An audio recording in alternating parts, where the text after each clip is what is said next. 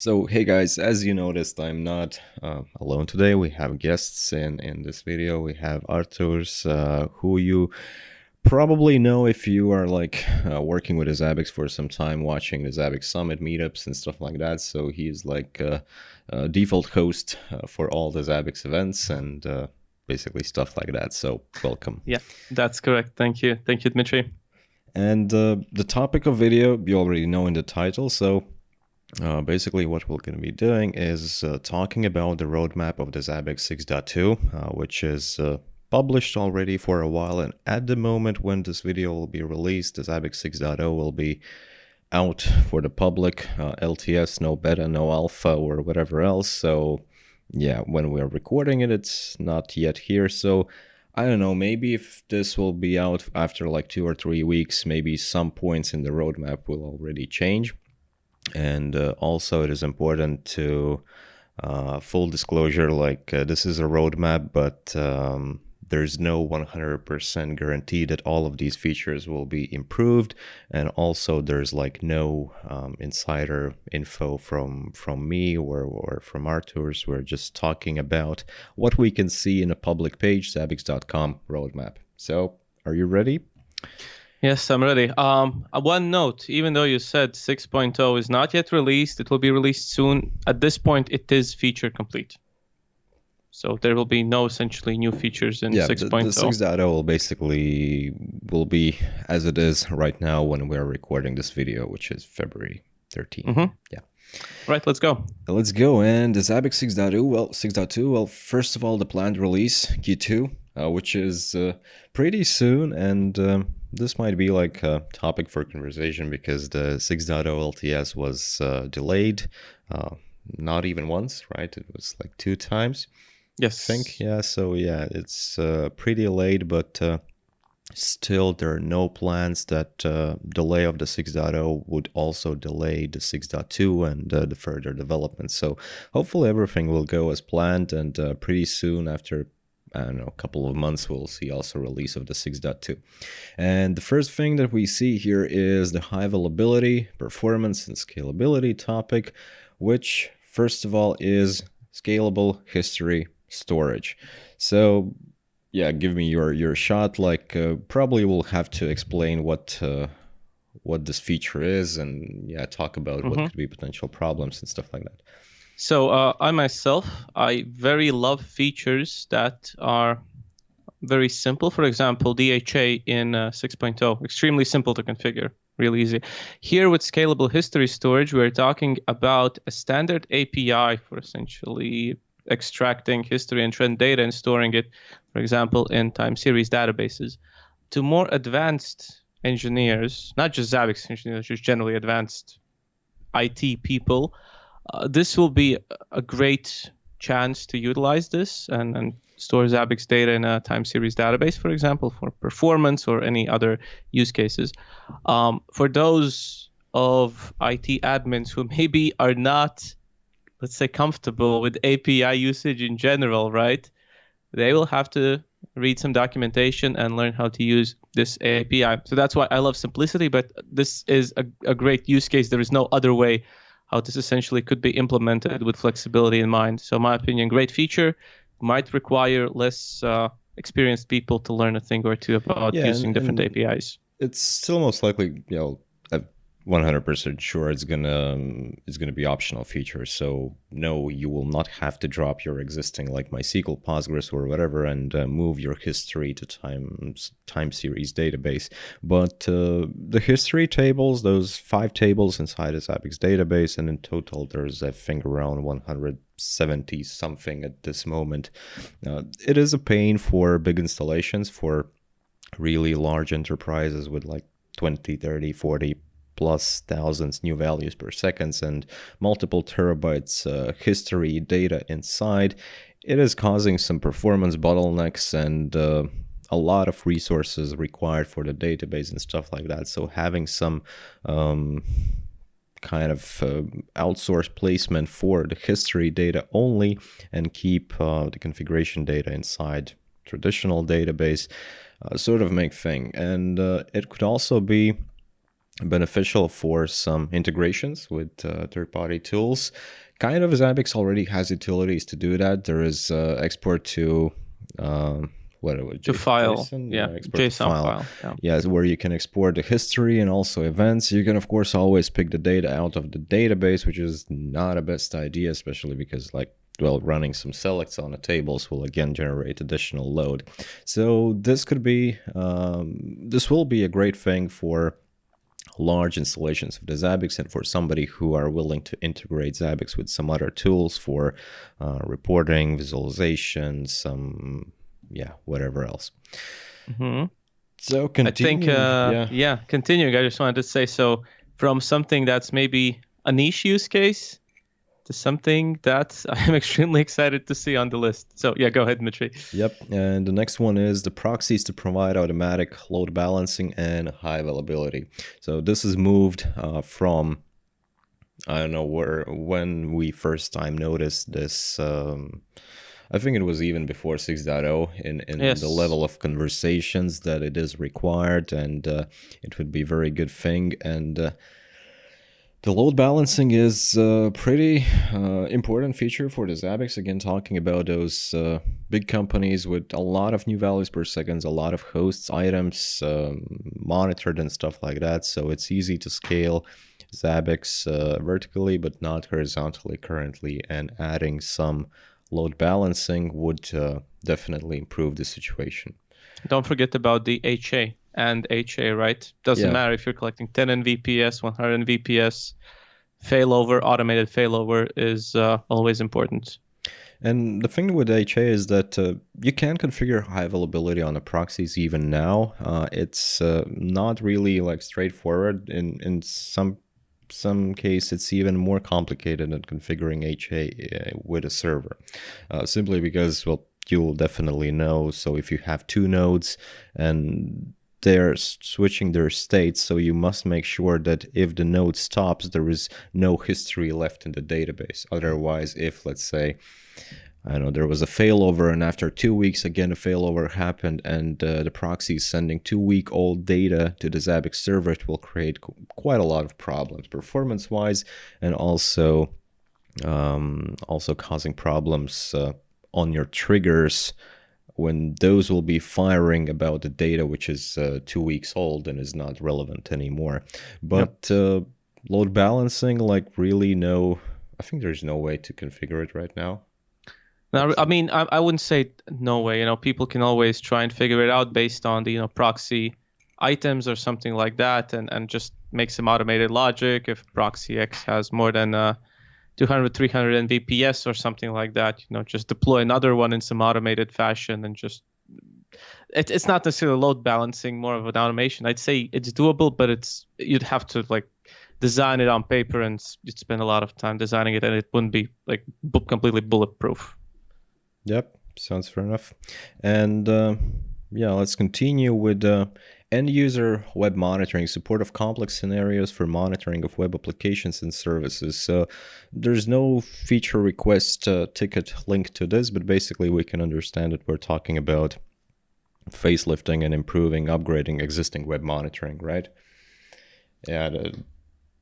Not, let's say, existing web monitoring. I've seen some like cases discussed publicly on forums and maybe bug reports.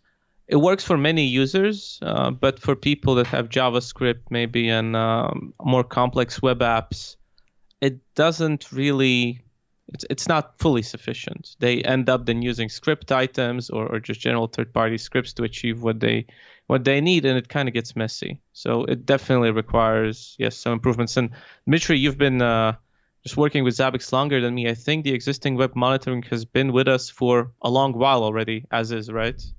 Yeah, I actually also was thinking when it was introduced, it was already in 3.0. So yeah, I'm not sure, was it already in 2.4? So maybe it was a new thing in 3.0. And it is sort of good. It does the job, but yeah, as you mentioned, like JavaScript is not supported at all, and no if-else scenario, which is also like you can create a bunch of rules, and if one of those fails, then that's it. You cannot do anything else. So the functionality is cool, but it is stuck in a time when it was created, and it really is a time to add some new functionality. We'll see like what exactly will be added, and yeah, I can just I can guess that there will be, I don't know, hard to say. I probably no if else scenario will not be a problem anymore. I really hope. About the JavaScript, I'm not really sure what will be done with that, but looking forward to see like how it works. And yeah, I believe the web monitoring functionality could be also like some way integrated with the new features of the ZABBIX and like 6.0 and stuff like that, like tags and visualization. Definitely. Right? And one more thing that I can maybe suggest. So we've been talking about these features. Like, there's no feature request. We don't really know what's going to be in there. It's probably still in like in the design stage right now. Maybe something's being developed, but it's still not fully verified. Yeah, like for some points we have mentioned that it's in design. Some are in development. Yes. This is just new, so I guess nobody has even a plan. What could this actually include? Or not a detailed plan. I guess Yeah. there's a high level plan. And this is where I'd maybe like to give my 2 cents. If our community members, if people watching this video wish for a specific feature to get implemented, then be vocal on forums, on our support platform where you can create bug reports and feature requests. So if you're missing something, search for a feature request, vote on it, comment on it, and so on. Let us know what are your requirements, what you're missing. Yeah, and also always like keep a track of this roadmap page because as you see like about HA, there are feature request tickets, and you can go to them and check like all the comments, responses from ex-ZABBIX developer who doesn't work in the ZABBIX anymore. This is a pretty old ticket, created 2020, so 2 years old. And yeah, most likely there will be also a ticket created for this task and for all the others, so you can participate with your feedback, comments, expectations from this feature, and whatever else. Yep. Let's move on, I think. Yep, and the next one is like section. a big section about general usability improvements. And I've checked some of those already before our call to record this video, and I'm really excited about it. This is not bringing like additional functionality. It is not adding some out of the box monitoring or some, I don't know, artificial intelligence or whatever. This is just working on the things that are already inside a ZABBIX and usability improvements. So basically make ZABBIX easier and more available, user-friendly, I guess. User-friendly, right? Available for somebody who are just starting to use it, because well, I believe most of you existing ZABBIX users can agree with me that ZABBIX is not very simple, not very trivial software, especially in terms of like configuration. If you're just starting out of the scratch without any previous experience, trainings, reading or researching or whatever else, you will need documentation. Yeah, for sure. And talking about documentation, right? The new search. Yeah, the documentation, it's there. Those who are aware, like there was a, I don't know what, a month or two when the ZABBIX documentation search was basically forwarding you to the Google and showing results of the Google search of what you're searching. And right now there's like internal search engine in the documentation itself, which works super like a fast. charm. Yeah. So go try it out. And getting back to so the features itself, improve usability of saved filter views. And the filter views are actually the feature that I have never, well, I've tried it like 2 or 3 times. I've tried it a bit. Yeah, so exactly. I myself don't really know what is the pain behind it, behind the usage. No, look, you can have a, like for example, in the latest data, right? Something that is available in 6.0 RC filters and subfilters in latest data. So let's say in your day-to-day tasks, you generally are checking like a set of things: network traffic, CPU loads, application statuses, number of visitors on your website, things like that. So it's very nice to have filters for these things instead of just going to the latest data and manually plugging everything in every time. So this Maybe is it's not a basically yeah. just adding additional places where these pre-saved filters can be used, right? It says improved usability. I cannot really comment what is going Yeah. to be improved, but I guess they'll just be easier to use, easier to Because define, and I'm not maybe sure available in more if it is places. available right now in the latest data.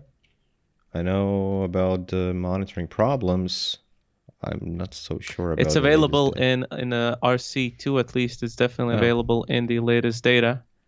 okay. Maybe that's the usability problem that you cannot find it that needs to be fixed. That's the problem, that I don't keep my hands dirty with actual technical ZABBIX usage for quite a time already, and I'm starting to miss some functionality and things inside of ZABBIX. But absolutely, like, just take a look on this filter, right?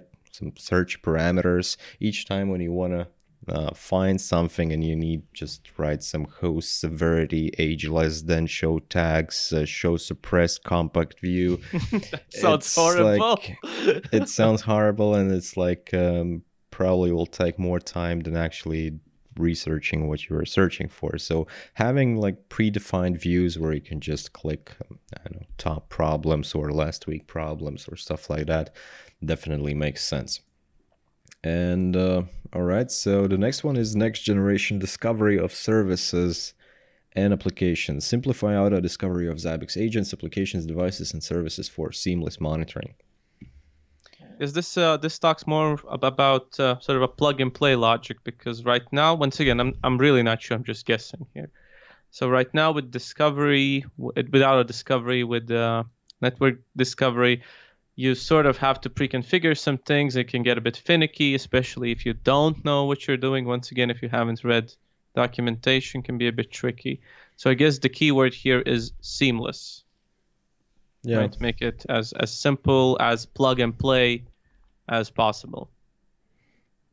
In some ways it would be, well, it refers only to the agent, so it would be cool. Like, active agent registration sort of is that you fill in just a couple of parameters in your agent, and that's it. It connects to the server and does the auto registration, but still you have to create those actions. Think about where do I want to place it. I don't know, maybe it would maybe simplify would mean that you don't need to spend so much time on actions, that you can define like most parameters in the agent config file. I don't know, this probably is not so easy to guess what it could be, but I could just agree that if you're adding like 10, 20, 50 hosts, it's probably not a big deal. But if you're just spinning up the ZABBIX in your company with 50,000 hosts, and you of course don't want to do that manually, so you're relying on this network discovery and active registration. So it might be a little bit pain to do that right now, and assign all the hosts to correct host groups and the templates. And manage potentially hundreds of actions, right? Yeah. And then network discovery rules, because it doesn't talk just about the agent. It also talks about applications, devices, and services. So who knows? Right. So next, introduce control for global search and navigation, a unique control that can be launched by a shortcut from any part of ZABBIX user interface for global search and fast navigation. So sounds just like a more accessible search. Yeah, because global search right now, it works, but I don't use it at all. Absolutely not. If it were available, let's say in a more user-friendly manner, with maybe some context-related options or something like that, would probably use it more. Mm-hmm. No, I don't know. It's pretty straightforward. I don't think that there is much more to add about it. And inline validation of all user interface form. Introduce inline validation of user input and better error message for all forms. Great, amazing. Number one fan for this one. Yes. This was, I think, since ZABBIX is here, it was a problem, and the more features and stuff is appearing in the front, and the bigger problem it gets, because syntax changes over time, right? Also happen. Yes. So basically, what this means, what is the current situation? You fill in some sort of trigger, item, host, whatever else. There are like a bunch of parameters. Too bad we don't have a ZABBIX frontend in front, but whatever. You kind of fill everything in and you try to save or add and like fail to save wrong parameters. That's it. Yep. Or maybe you forget to add a host group, right? And ideally, this would probably display the warning about you forgetting to add a host group before you click update. Yeah. So the main thing here would be to change from the situation when ZABBIX says that there is a mistake, but go and figure out what's the problem. Yeah. And achieve the result. It tries sometimes to tell you what's the problem. Let's be fair here. But yeah, less than ideal. And the ideal situation would be to clearly see what is the problem, which parameter is bad. And if it's bad, maybe even show like, so what is expected parameter here, or maybe the syntax is different. So yeah, make sure that users don't make these mistakes. This will be great. For new people, this is amazing. It's just stellar. Introduce links to the ZABBIX manual from all user interface screens. Again, very simple thing. So ZABBIX manual basically is ZABBIX documentation. ZABBIX online documentation, and sort of simple thing. All the ZABBIXers who are already working with the ZABBIX know where to find documentation.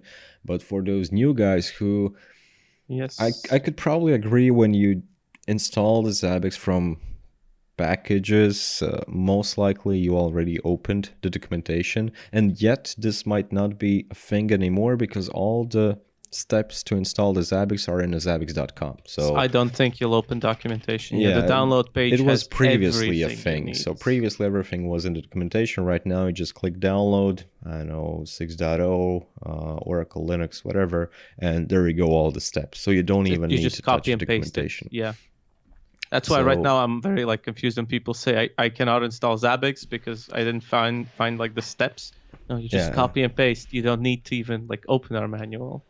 And even more, like if somebody started a ZABBIX from containers in the cloud, AWS, Azure, DigitalOcean, just from the image, so they definitely didn't see the documentation before. And adding just a few links in the front and let's say creating an item and just a shortcut to documentation. Oh, so item is some entity that's actually collecting the data. Now I get it. And same about all the other stuff. Very great I think feature. There is sort of an additional benefit to this. If people look more at documentation, they can give us better feedback. Yeah. Generally, and we can work on it and see what people need. That's and, also. Do you remember how you can actually mark the documentation if there's some sort of error? There was a button, I think. I think there was a button in the documentation page. So it would be good to show here, but I really don't remember how to do that. I think there should be like somewhere, if you maybe do a Control F and search for like report or something like that. Maybe I recall just seeing it recently, but maybe I was dreaming it up. At the bottom, no, nothing. I don't remember. I know that you had to select something. Well, select the text that you. There you go. Have an improvement suggestion for this page. Select the text that could be improved and press Control Enter to send it to editors. So okay, there we go. So this sentence should probably be also added as some small text somewhere next to the button in the ZABBIX front end, at least the documentation, so that people actually, if they notice that there's some, I don't know, spelling issues or whatever in the docs, they could just mark it and we could get it fixed. Very good thing. Yeah. Next, which one is next? This one. Improve usability. Existing forms. Yeah. So all forms of ZABBIX UI will be reviewed for usability and better design to make them simpler and improve general usability. I don't think that there's much to talk here. Just a great idea. Review everything. Yeah. Again, and improve. Sadly, we don't have a ZABBIX frontend here, and I'm afraid I will not be able to get it up pretty fast, so we'll have to live without it. But basically try to, I don't know, which could be the best examples. Probably the same like configuration items. Think about the, for example, the HTTP agent, which has many parameters, and it also requires ZABBIX agent which also has many parameters. Yeah. So somehow simplifying that would be definitely a big advantage. Imagine you're a new person you're a person that's new to ZABBIX, and you open like HTTP agent or some other complex section in the UI, and you're just I'm giving up, right? It's too much. I cannot handle it. And then they look up your videos or ZABBIX series or something like that, and then they're We like, could add okay, a button finally. in the front end to my videos. You can create a feature request for that. Let's see how that goes. That will be the mission for the viewers of this video. So just Zerg create a feature and upvote it. So yeah, display the status of active checks. Love Again, it. pretty Love it. straightforward.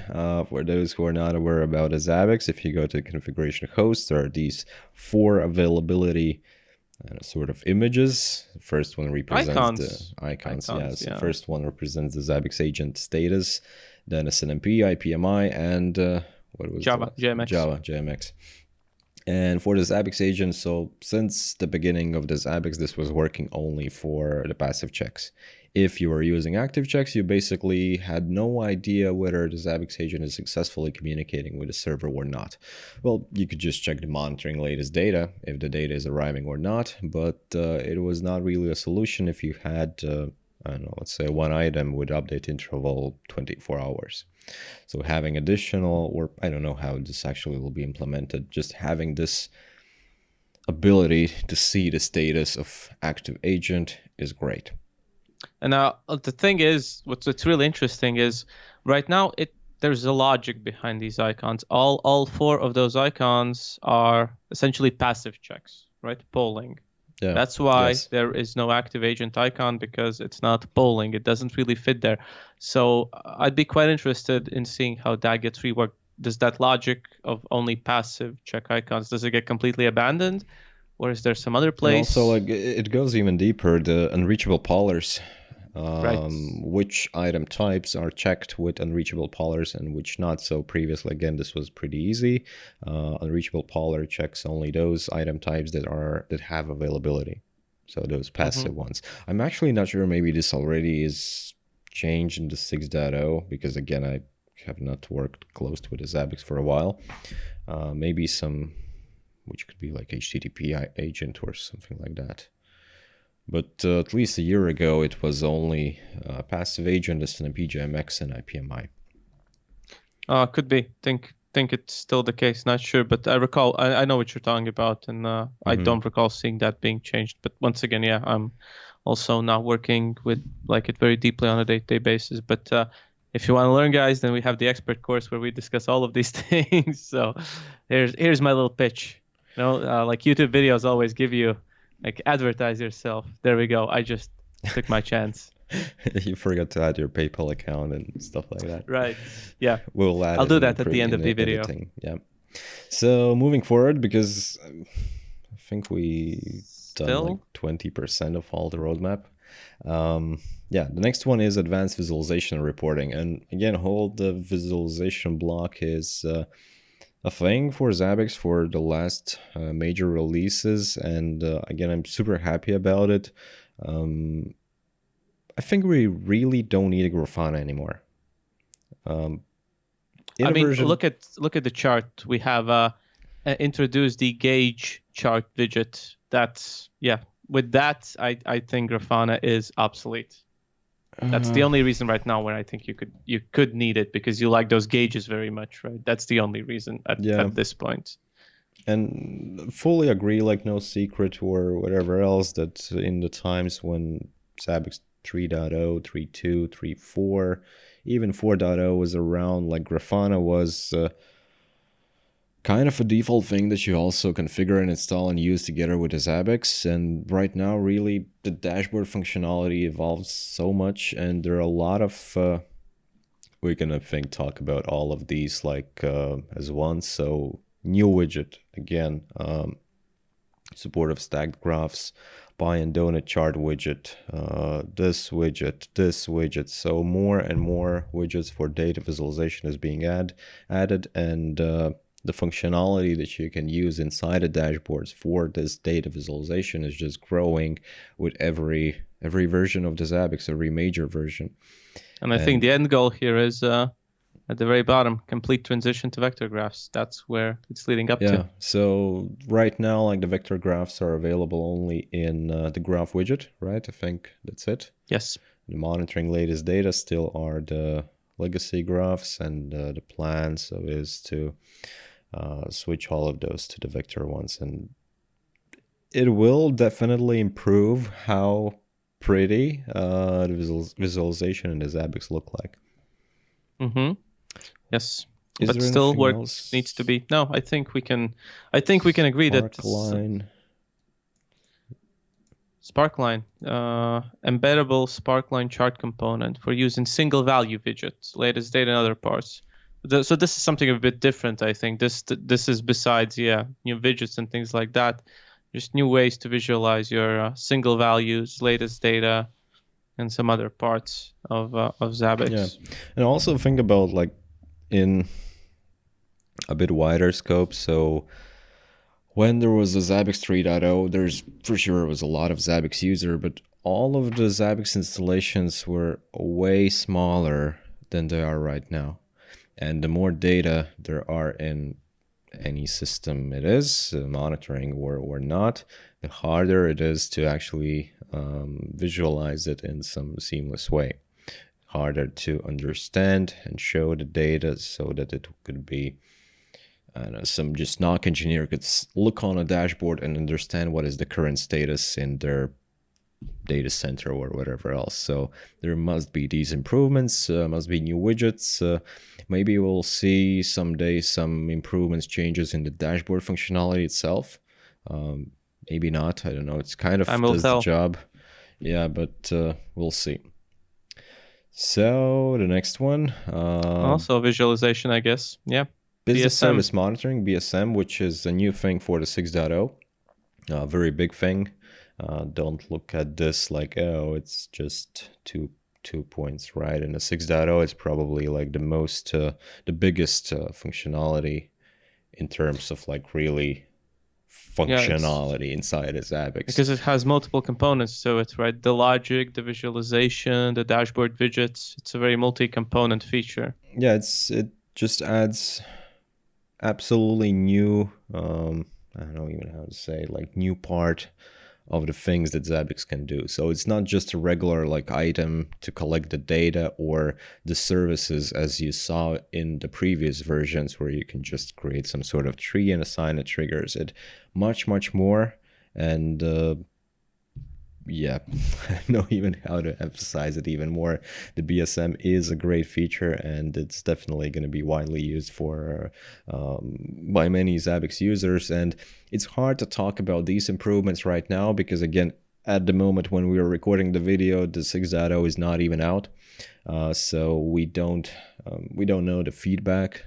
We don't know. Right. Anything. Yeah, I think this feature will very much depend on the feedback, right? I would assume.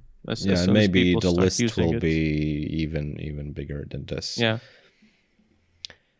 Next. So yeah, some improvements to BSM. I guess that's what we can expect further, kind of developing it. Yeah, go ahead. Absolutely. So the Event Correlation Enterprise Alarm Console problem view optimized for faster problem resolution and collaborative work.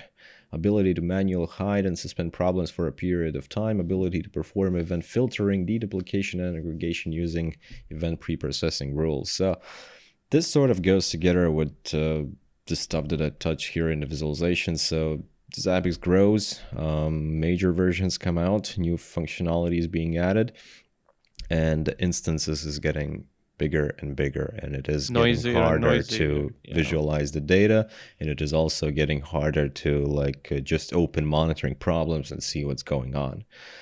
If we have like 1,000+ active problems flapping, I don't know, going to the problem resolve state, somebody does the acknowledgement, there are tags, it's pretty noisy and pretty complicated. And I really like this one, ability to manually hide and suspend problems for a period of time, because right now like the problem happens and simple thing, right? There is a problem, I see it, I know why this happened, I want to close it.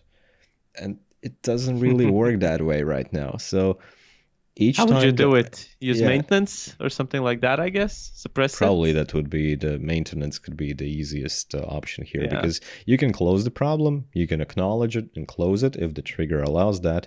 But again, every time the item receives the value, the trigger is evaluated. If it is a time-based function, then once per minute. So we could close the problem, but the data that we receive still matches trigger condition, then it will be reopened again. And there's no simple way to like stay silent for next 5 hours or so. So this is again small, but very, very good thing. Yep, completely agree. Can't wait to get my hands on it. The potential is amazing. Also, what you said about the closing problems is not just you. If you look at forums, if you look at bug tracker feature requests, this has been widely requested. The ability to suspend issues. Yeah. Okay, so security, always interesting topic, and it's good that security is not forgotten. And with again every new release, there are security improvements, which of course is needed for scale of the software as ZABBIX is right now, and of course it just keeps growing. So ability to manage users in LDAP, so support of automatic user creation after a successful Active Directory, LDAP, or SAML authentication. And yeah, there is a feature request, and pay attention, the number of feature requests is 276. Very early days. Early days, and we can check this. And 2010, 12 years ago, this feature request was created. Because how it works right now, you can of course use LDAP, Active Directory, but you still have to create a users in the ZABBIX, and you have to assign permissions in the ZABBIX. So LDAP basically works as verification. So just okay. You could use scripts to automate this, though. Yeah, well, you could use scripts for many things, but we really want to see the things out of the box. So right now it works as just more or less verification that yes, there is a user in a ZABBIX, and let me check if it also exists and is available in Active Directory. And this will allow for remote management of users, so Active Directory administrators or stuff like that, and support automatic user creation after successful authentication, which is, I don't know, it's really good. It was really missed thing in a ZABBIX, so it was a pain again for big companies with a lot of employees, a lot of users working in a ZABBIX front end with different permissions, managers, NOC team, whatever else. And right now it's like, hey, we have a new employee. He has his credentials in Active Directory, and he just uses the same to log inside the front end, and that's it. He automatically gets a user profile and can start like checking the dashboards or stuff like that. Imagine from like the managerial or kind of the workflow perspective, right now you're like Windows admin or LDAP admin, whatever, he or she, they have to create a user in LDAP, assign it to the right organizational unit, and then also either themselves or by telling the ZABBIX admin, create a user in ZABBIX. This completely removes the second part. The Windows admin doesn't even need to touch ZABBIX. Creates a user, plugs it into the organizational unit, boom, good to go.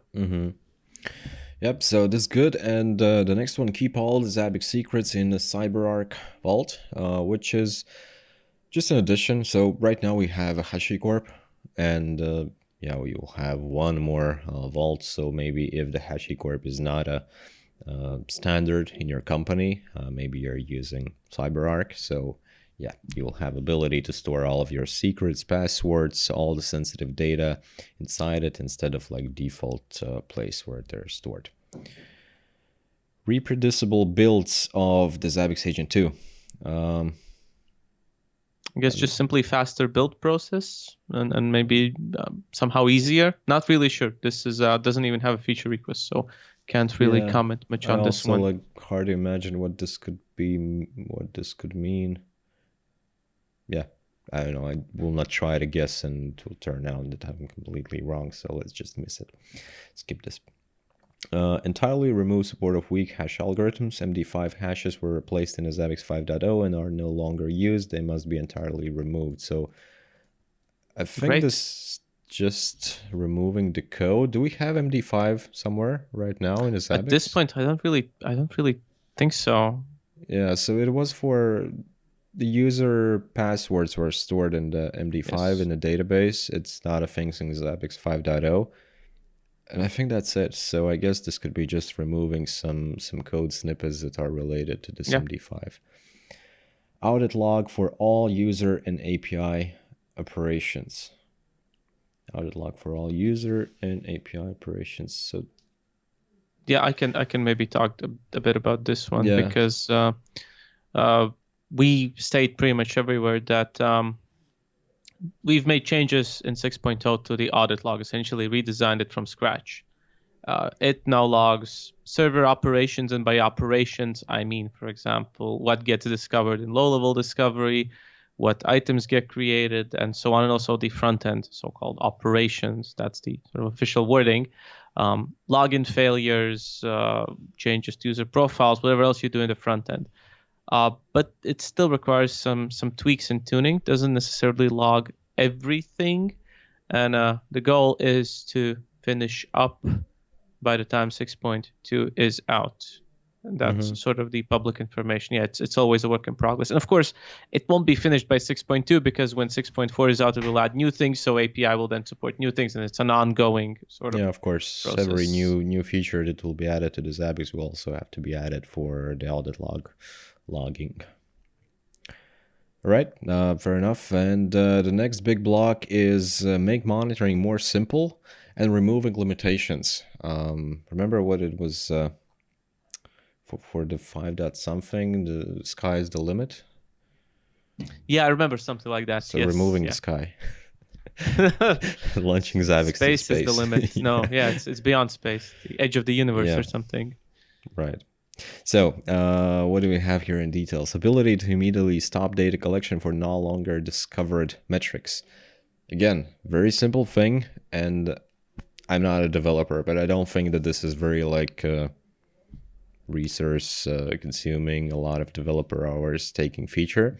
So basically, if you have low-level discovery and this low-level discovery discovers an item, let's say discovered a disk hard drive on the server, and then the next day somebody, Windows admin, took this hard drive out of the server. Why are you bullying Windows admins? Come on. I don't know. Whatever. And this item becomes not supported, and maybe the next low-level discovery cycle after a week. So right now, even despite the fact that the item is not supported, it is continuously checked again and again and again and again. So this adds ability to immediately stop data collection for, or no, actually, I think I told it wrong. So when the next discovery process runs, it sees that this disk is removed, and item is marked that this disk is not found anymore, and it will be deleted after, I don't know, X amount of the days. So in this period, this item is still checked. And with this feature, so it's not going to be checked. What's the point checking something that is missing, right? Yeah. I mean, there are ways you can work around this, right? You can set the discovery period to zero. But but then you can lose history and things like that. Yeah. Support of manual template linkage for discovered hosts. We're talking about hosts from prototypes created from probably like the VMware monitoring. Good thing. Yeah.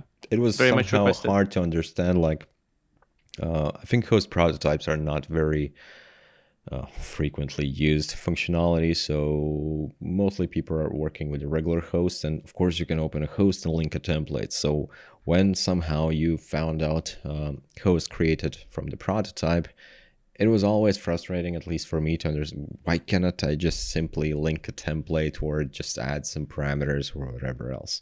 So you will be able to add a template.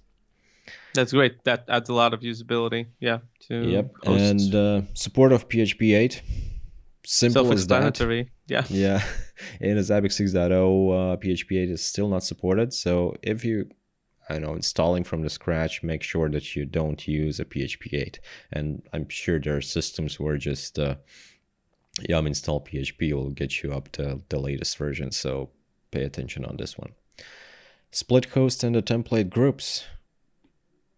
Again, I guess that's sort of a design decision for long-term design, maybe.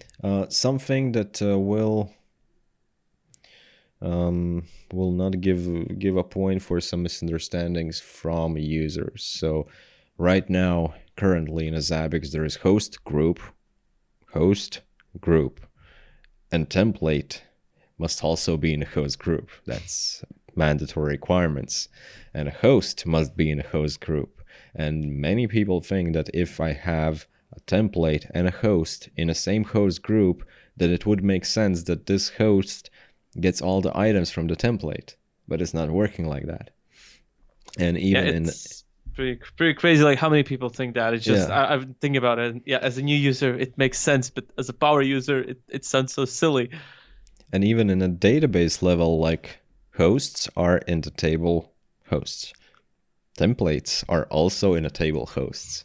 So they basically have the same structure. There was just actually there was a flag or not that indicates that it is a template. I think there was a flag. It was not really a flag. It was that this host has also template ID, I believe. Maybe I think in the database is a template or something like that, like literally a flag. But maybe I'm mistaken. It's also been a while. But you can always, everyone can check, select from hosts and or show create table hosts and take a look.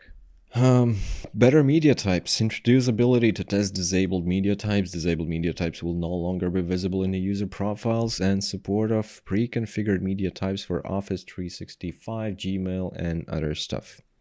Great. No other words. Support of graphs in alerts message.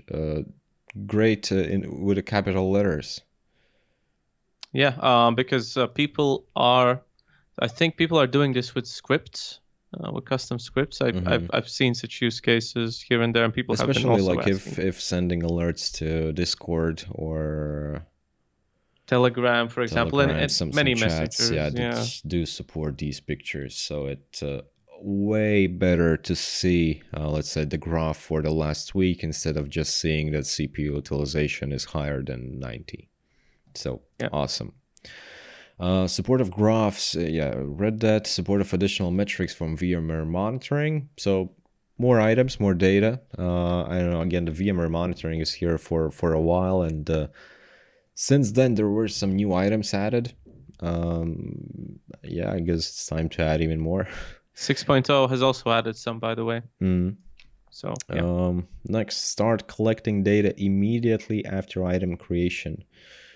Adjust scheduling so that newly created items will be checked as fast as possible. So this underlying design for probably goes for the configuration cache, yes. Right? Yeah, so again, how it is right now, you create an item, it is created in the database at the moment when you click add button or update, but the ZABBIX server doesn't know about existence of this item. So ZABBIX server must sync the configuration with the database, which by default is happening once per minute, and on some large installations it could be like 5, 10, 15 minutes. And if we're talking about the proxy, then first of all the ZABBIX server have to sync it with the database, and then the proxy have to sync it with the ZABBIX server, which by default is happening once per hour. And again, in some bigger installations with some network coverage issues or specifics, it might be even more. Take a look at the next feature. In the list. This one? No, the one afterwards. Sorry. Support of a new remote command to reload. Support of new remote command to reload the configuration of a passive proxy. So right now for the passive proxy, it's not possible at all, right? Restart the proxy, I guess, yeah. Or restart the server. Restart the server. Restart, passive proxy. Right, yeah. So the server is connecting to the proxy.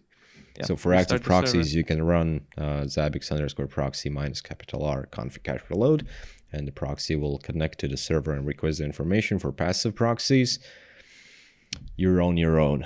Most likely you will not want to restart your production ZABBIX server. And introduce a new metric to discover processes. It can be used to create better templates with a collection of per process metrics. Not sure probably about discover this one. Like internal processes of the ZABBIX. Maybe I'm not sure. Maybe you can click on it ZBX next just to discovery sort of rule level discovery to collect. Not that simple, huh? Or is discovery of what processes? Like Linux processes? I'm not sure, like because output of PS. Maybe, huh? Yeah, maybe, possibly. Probably. And let's say on a Windows, it could be like Task Manager, I Yeah, guess. it does sound like we're talking about the OS processes. Mm-hmm. I think, yeah. Yeah, Yeah, because it's like I think so. discovering the ZABBIX server internal processes like 1,000 pollers, create 1,000 items, and then you see that each of them is like 5% busy. Probably doesn't make a lot of sense. Okay. You also missed one. There's the one that I told you to skip new trigger function to New return a trigger function to timestamp. return timestamp of the item value. This goes together with, I probably won't be able to explain this. So there's a timestamp of the server, right? From which we're collecting the data. Yes. Then there is a timestamp when the value was sent. And the timestamp when the value was received. I think that it depends on how many like components you have involved and what kind of components, right? Active checks, the agent does the timestamping, if I'm not mistaken. Then if we have proxies in the middle, it's also a whole other thing. And then we have the server timestamping the data. So it really depends. We have to look like at the whole chart of things. Yeah, so I guess like in the result, maybe we can open the feature request and probably when it's collected or something. Yeah, so instead of like relying that the timestamp is when, let's say, the proxy got this data or server got this data, we can clearly define a trigger so that if this log line appeared in the log at this time, then it's a problem. Probably the log is a bad example because there's already the timestamp. Yeah. Yeah, but for, I don't know, any other metric. So yeah, we'll see. And the next block, the last one. Final one, yes. Final one, out-of-the-box monitoring and alerting. So basically the roadmap for ZABBIX integration team, right? Yep. Yep. So security correct. And compliance monitoring, and new templates for monitoring of application services and hardware devices, new integrations for alerting and ITSM services. A lot of new stuff that will be available out of the box for monitoring, and also integrations like webhooks and probably also media types. Yeah, regarding the security and compliance monitoring, we do already have some features. For example, in 6.0, we're getting the certificate monitoring, right? That's already a thing that's like, again, very simple thing. And for many years, everybody were using basically the same small script to do this. But yeah, now you finally have out of the box, and the less there are these third-party scripts, the better it is. So really looking forward with each major release to have more and more and more templates. And hopefully, I actually think that we're sort of already there, that we need to think about design of configuration templates and make it more easy to navigate. When you have like 500 templates, it might be difficult to find what you're looking for. And it's not a big deal like if you know what you're looking for. If I know that I need to find a template for Cisco ABC, then I just search for it. But if I just install the ZABBIX and like, what does this software is able to monitor? What templates it has? So I have to just scroll through all the list. I really like how it is in GitHub. So GitHub ZABBIX. And the templates, so there's grouping, servers, SAN, Power APC, operating system, network, media, database, and it's already improved. So network, there we go, all the network stuff. Database, there we go, all the database engines. It easier than just scrolling through the list of I don't even know what's the sort of those templates. I think it's by name. I think it's by default. Which just makes it not really meaningful in terms of like what device it is. Yeah, I agree. Then again, with you mentioned template groups instead of host groups. Maybe that could help a bit with that. Yeah, so there would be just additional filter or search elements. So just search or just show network devices groups, or maybe even more details like Cisco, HP, Microtech, or whatever else. I can pretty much maybe to the folder structure that you showed right now in GitHub, something like that. Maybe, who knows? Once again, we're just kind of guessing here. Okay, so we got till the end, and Took us a while. 55 minutes, which is almost 30 minutes more than I was expecting. But I mean, look, the longer, like, the newer the ZABBIX gets, the later more features there are inside. the more features, exactly. Yes, and, yes, the more advanced it gets, the more features. If you noticed, like, published a video 2-3 weeks ago about a ZABBIX code, ZABBIX source code. I don't know how to call it, like evolution, when Growth, yeah, growth in a ZABBIX 1.0, where there were just 2 or 3 developers writing the code, including Alexei, and it was like, boom, new file appeared. Couple of days, boom, new file appeared. And right now in a 5.4 6.0, it's just a bunch of dots flying around, creating some new files, adding some new lines. And yeah, the ZABBIX continues to grow. More people, more employees, more developers. So the size and amount of features included in the new major releases is growing with each version. And it really doesn't make any big sense to take a look right now in a roadmap of 7.0 or 6.4. But when the time will come, I'm like more than sure that this list will be even better, even bigger and better in 6.4, and even more bigger and better in the 7.0. So when we get to 7.0, I guess you'll be making 2 videos, right, for the roadmap because of the time constraints. After 1 year. So if we trust the planned release date, then after 1 year, we can make like episode 1 and episode 2. Exactly. Yes. Make it a TV show, right? TV show. Like each of these blocks we're going to cover in a separate YouTube video. Monitoring channel on the TV. Exactly. Yes. Sounds great. Okay, so I think we will wrap up on this. I really hope that everything recorded correctly and we'll not have to reshoot this. Do this again? Yeah. So thank you guys for watching. Leave a comment. Let us know your feedback about the upcoming features, and also your first impression about a 6.0, which will be out at the moment when the video comes out. And yeah, stay subscribed, and we'll see you and talk with you later in the next videos. So thank you. Goodbye.